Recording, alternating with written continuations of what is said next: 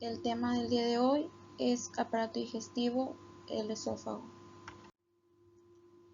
Vamos a empezar con lo que es la anatomía radiológica. Debemos de saber que el esófago es una estructura tubular de 20 a 24 centímetros de longitud que se extiende desde la boca de Killian hasta el cardíaco y se puede dividir en cervical y torácico, y pues aquí les muestro una imagen de esta estructura.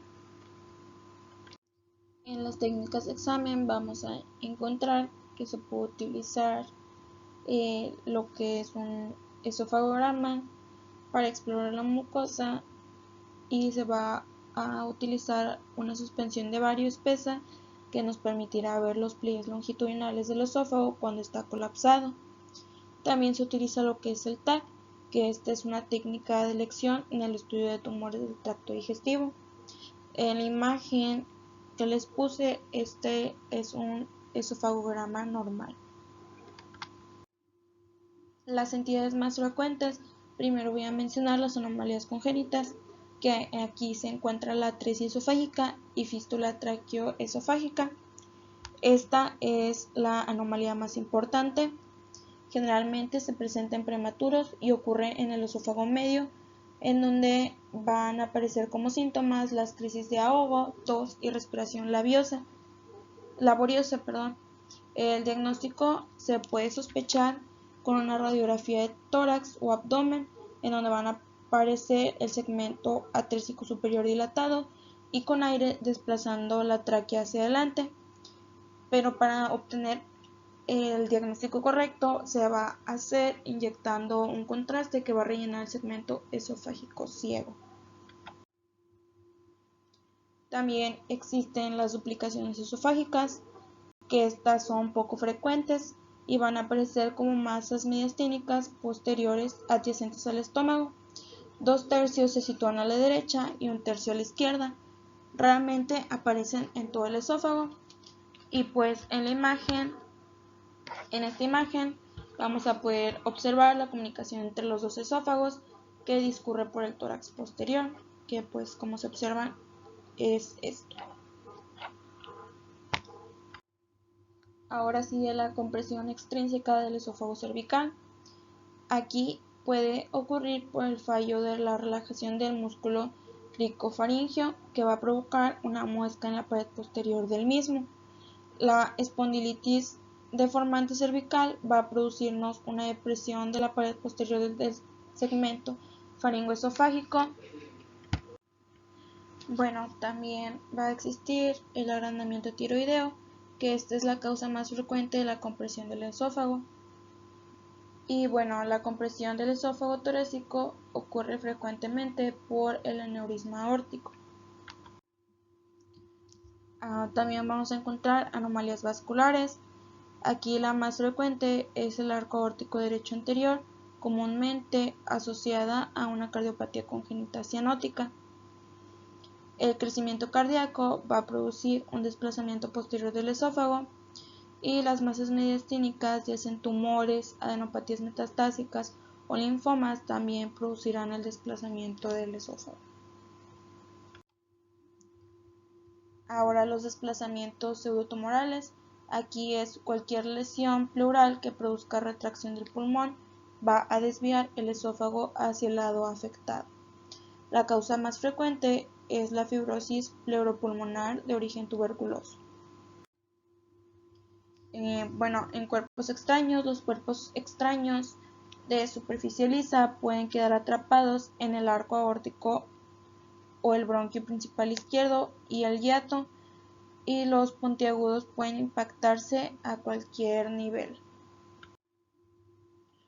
La perforación esofágica, pueden ser secundarias a un traumatismo iatrogénico, como son las endoscopías, dilataciones y lesiones inadvertidas durante la toracotomía, y también es frecuente la perforación por heridas penetrantes o traumatismos contusos. Como en la imagen, aquí les puse una imagen de una perforación esofágica localizada. Esta es una perforación del esófago cervical por una espina de pescado. En la radiografía lateral se muestra una pequeña cantidad de gas retrotraqueal en esta parte, en esta imagen, perdón. Y bueno, en la radiografía obtenida tras la ingestión de contraste nos muestra una pequeña extravasación de contraste en el área de la perforación, en esta parte.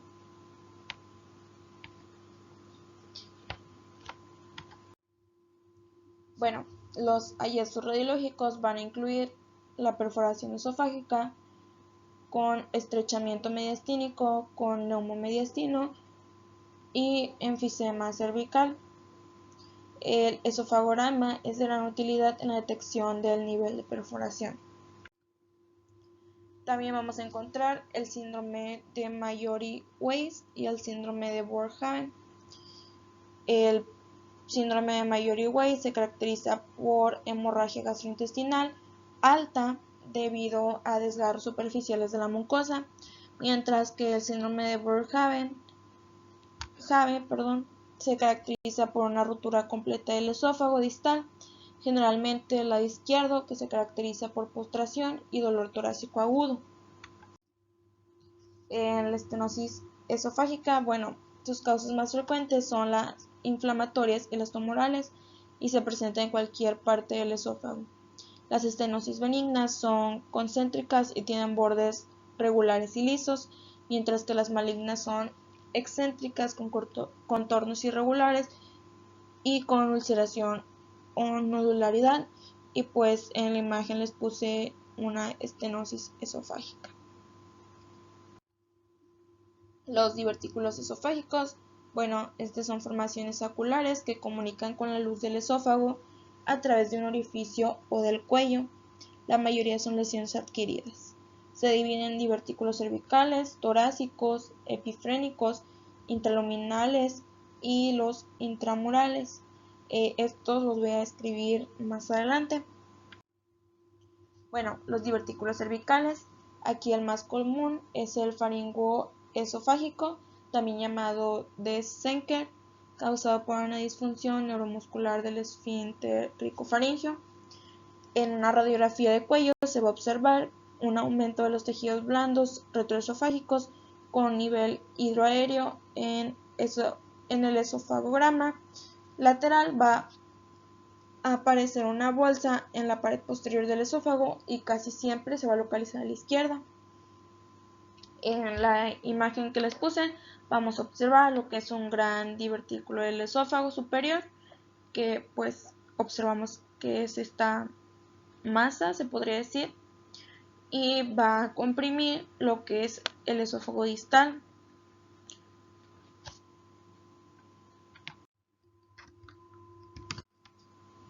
Los divertículos torácicos, los interaórtico-bronquiales, se desarrollan en la pared anterolateral izquierda del esófago entre el borde inferior del callado aórtico y el superior del bronquio principal izquierdo. Los interbronquiales o subcarinares son los más frecuentes, situados en la pared anterolateral derecha del segmento interbronquial del esófago. Los divertículos epifrénicos, estos se sitúan a los 10 centímetros distales del esófago, frecuentemente del lado derecho, y se asocian a trastornos motores esofágicos. Podemos observar en la imagen un divertículo gigante y bueno, aquí produce una aspiración pulmonar crónica. Y también se encuentran los divertículos intraluminales, que estos son raros, aparecen como un defecto intraluminal relleno de bario rodeado de una fina línea radiotransparente separando el divertículo de la luz esofágica. Y los divertículos intramural o diverticulosis intramural, que se caracteriza por la presencia de pequeñas y múltiples aculaciones en la pared esofágica que corresponden a dilataciones de los conductos excretores de las glándulas submucosas del esófago. En la imagen podemos observar lo que son pequeñas formaciones en el esófago distal. se observan aquí y en la imagen de abajo también. Y ahora voy a hablar de la esofagitis, que esta es la causa más frecuente de afectación difusa del esófago. La esofagitis por reflujo y las causadas por gérmenes son las más comunes. Aquí les puse una tabla de las causas de esofagitis. Por reflujo están las hernias hiatal, los vómitos secundarios de enfermedad abdominal, la chalacia en la infancia, los embarazos, etc. En infección o enfermedad granulomatosa está la candidiasis, herpes simple, tuberculosis, sífilis, etc. Por drogas están en tabletas de clorhidrato de potasio, solución de clorhidrato igual potásico, tetraciclinas y derivados, y por agentes físicos pueden ser térmicos, por irradiación o la intubación nasogástrica. Primero hablaré de la esofagitis por reflujo. Aquí sus signos incluyen el pliegue polipoide inflamatorio, esófago gástrico, erosiones mucosas y ulceraciones, estenosis y esófago de Barrett. En la imagen les puse lo que es una esofagitis péptica por encima de la hernia del hiato existente. Bueno, aparece una estrechez importante, como se puede observar, de los pliegues lisos del esófago distal. Las dos imágenes de la derecha nos muestran un típico pliegue popliteo inflamatorio. Y la esofagitis por gérmenes oportunistas, bueno, la candidiasis, esta es la infección más común del esófago. El hallazgo radiológico más frecuente es alteración de la motilidad.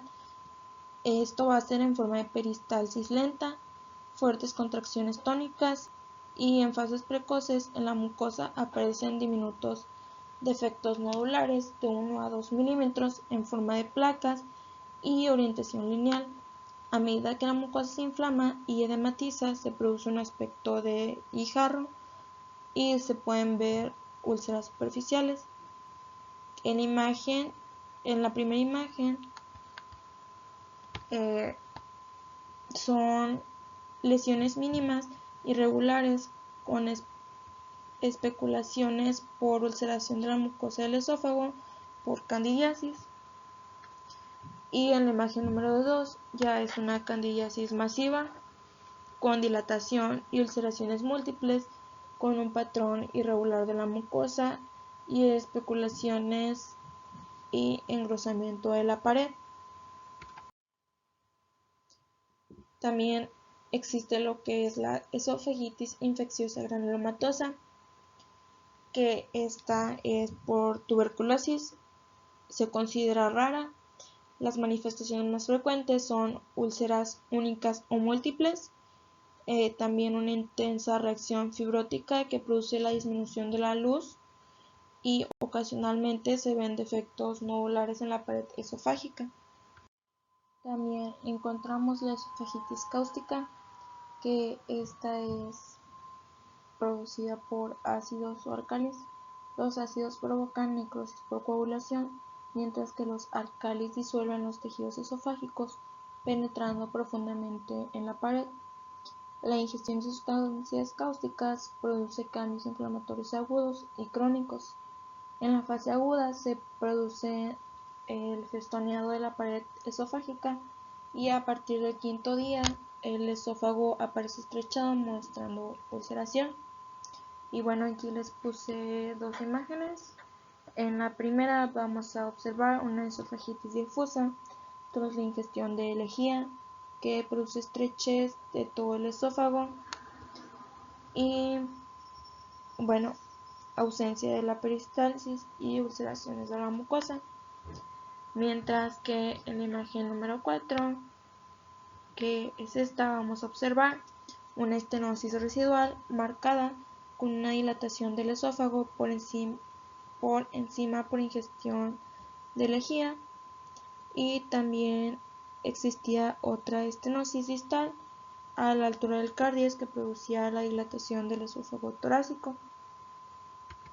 Las varices esofágicas, estas son menos dilatadas en el tejido conectivo subepitelial del esófago. Se van a producir principalmente por una hipertensión venosa portal, siendo la cirrosis hepática la causa más común. Cuando es por hipertensión portal, se localizan en el tercio inferior y se asocian a varices gástricas, y cuando se obstruye la vena cava superior, se localizan en el esófago superior y suelen ser secundarias a enfermedades metastásicas mediastínicas. La hemorragia es la complicación más importante de estas. Radiológicamente van a aparecer como pliegues engrosados, nodulares de aspecto serpiginoso, vistos tangencialmente, producen un contorno festoneado en la columna de Vario. Cuando son pequeñas, la mucosa aparece discretamente engrosada con pliegues interrumpidos, y pues en la imagen les puse varices esofágicas. Ahora, los tumores esofágicos: existen los tumores benignos y los tumores malignos. Los tumores benignos se encuentran en esta categoría los intraluminales, que son los pólipos y son los más frecuentes. Se pueden dividir en fibrobasculares, lipomatosos y fibrosos inflamatorios. Pueden alcanzar un gran tamaño y desarrollar un gran pedículo. Radiológicamente se observan como defectos intraluminales de forma oval o redondeados de contornos lisos o lobulados. Y también están los intramurales.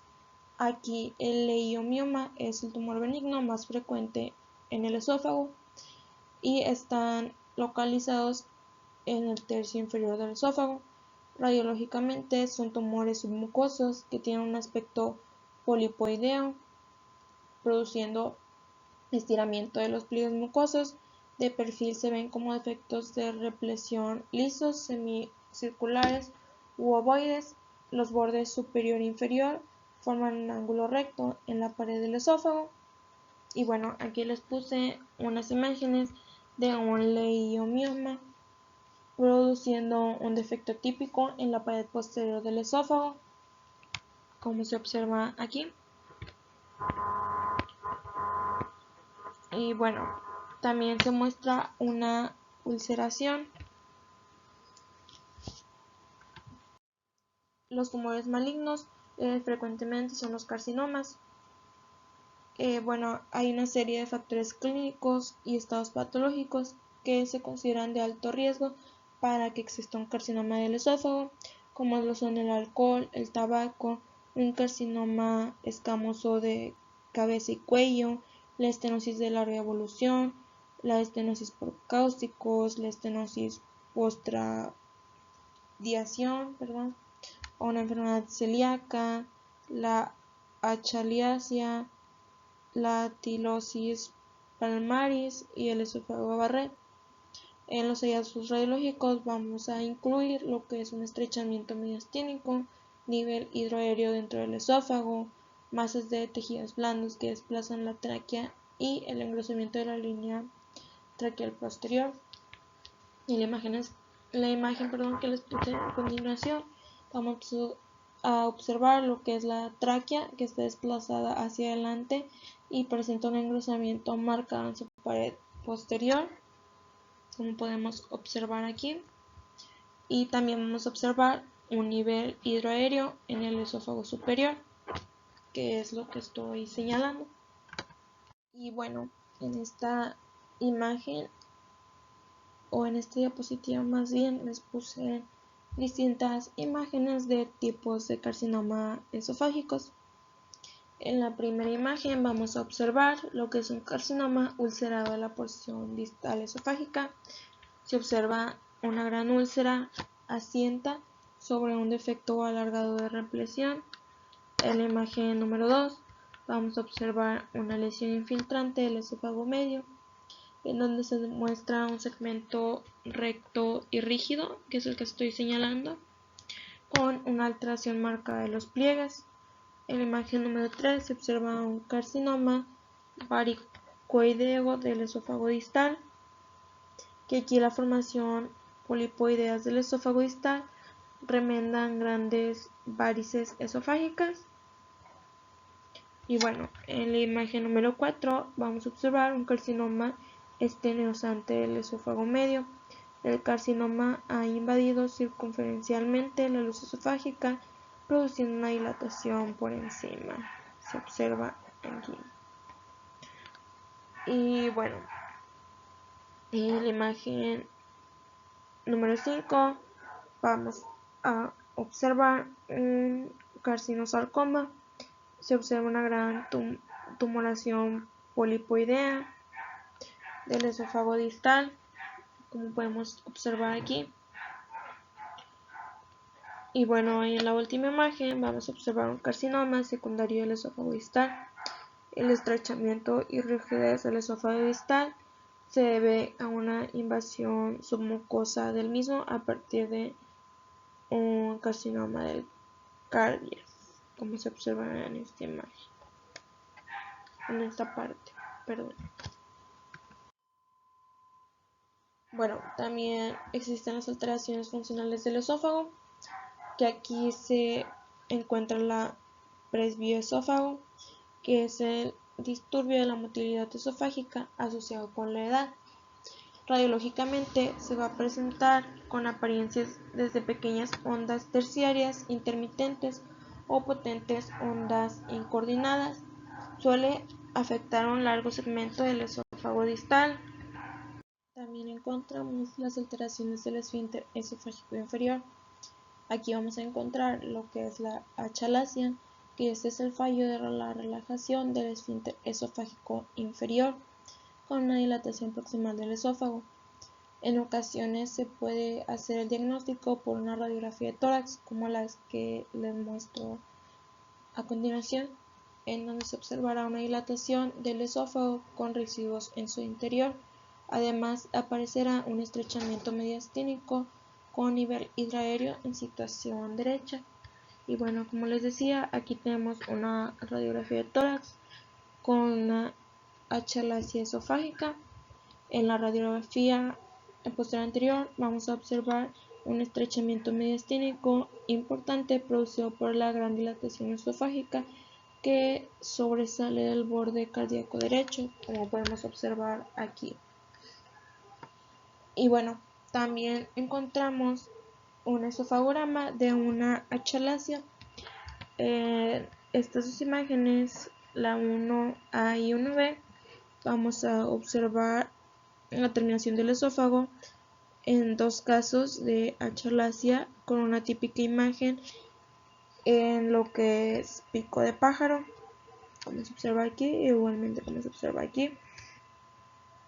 Y bueno, en la misma imagen vamos a observar la esclerodermia, que esta es una enfermedad del tejido conjuntivo que produce un trastorno de la musculatura lisa del esófago que cursa con peristaltismo ausente.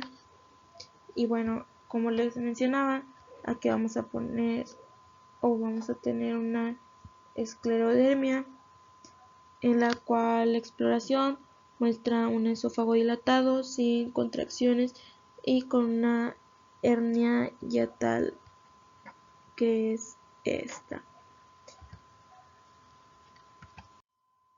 Bueno, también se encuentra lo que es el espasmo esofágico difuso, que este es un síndrome caracterizado por contracciones masivas incoordinadas, también dolor torácico e incremento de la presión intraluminal y el engrosamiento de la pared esofágica. En estudios con varios se va a observar la peristalsis del tercio superior, que está conservada rompiéndose a nivel del arco aórtico.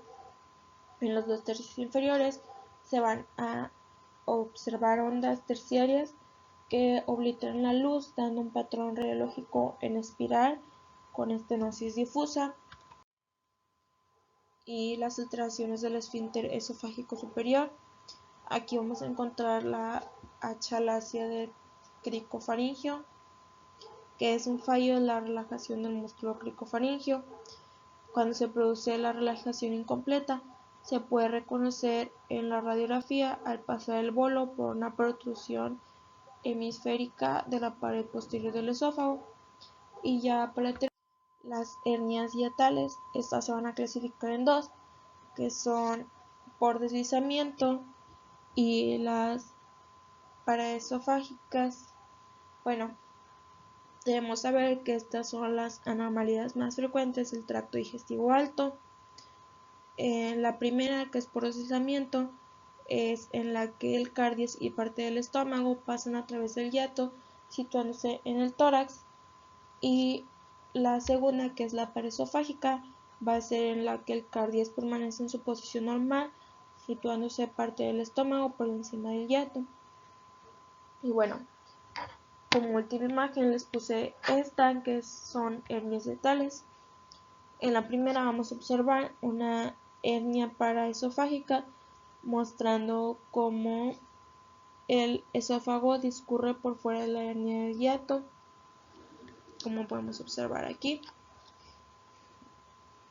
Bueno, se va a insertar en una posición mucho más baja, como nos estamos dando cuenta en la imagen. Y también vamos a tener en la imagen número 2 una hernia por deslizamiento, en la que vamos a observar una gran parte del estómago en el tórax, que es esta parte que se observa aquí.